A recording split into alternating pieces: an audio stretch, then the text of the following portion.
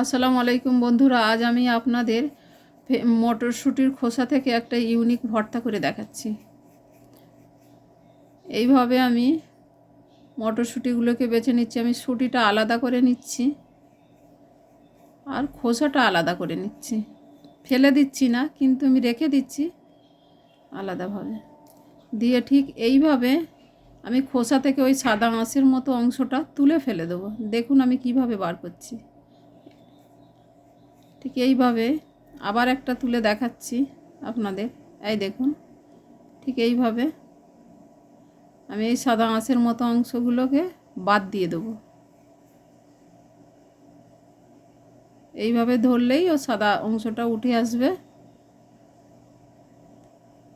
আমি এইভাবে নিয়ে নিচ্ছি, খোসাগুলোকে এইভাবে পরিষ্কার করে নিচ্ছি।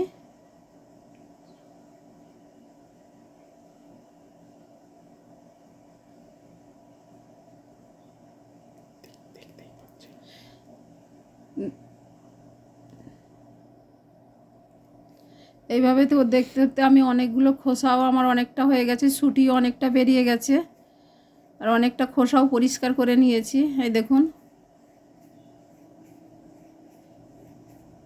এরপরে আমি ওই খোসাগুলিকে সেদ্ধ করার জন্যে একটা পাত্রে জল দিয়ে গ্যাসে বসিয়ে দিয়েছি, আর খোসাটাকে ধুয়ে ওই জলের মধ্যে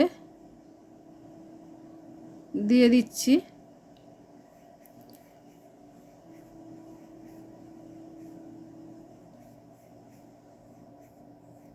এবার আমি সেদ্ধ হওয়ার জন্যে কিছুক্ষণের জন্যে ঢাকা দিয়ে রেখে দেবো।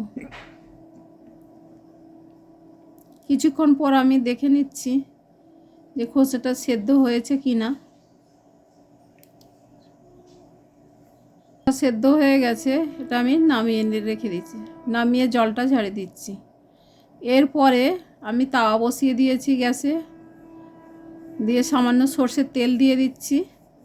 দিয়ে এতে 4টে শুকনো লঙ্কা আমি ওই তেলে ভেজে নেব। আপনারা যে যার মতো করে ঝাল খেতে পারেন, সেই রকমভাবেই যে দেবেন লঙ্কা। আমার এই 4টেতেই হয়ে যাবে।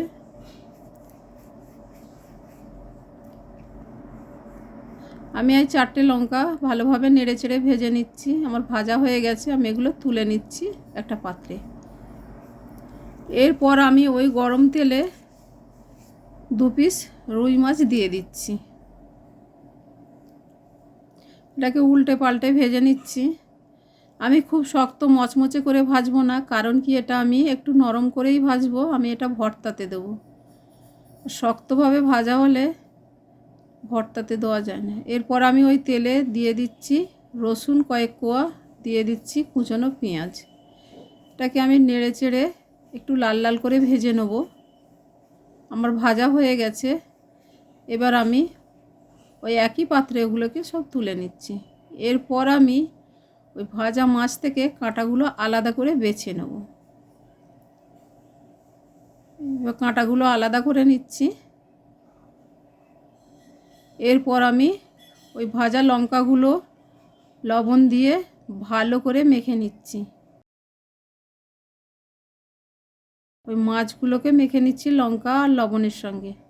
এরপর আমি ওই খোসা সেদ্ধটা দিয়ে দিচ্ছি, কড়াইশুঁটির খোসা ওটা দিয়ে দিচ্ছি।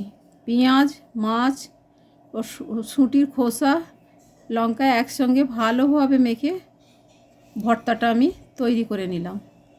এবার এটাকে আপনারা গরম ভাতের সঙ্গে খেয়ে দেখবেন।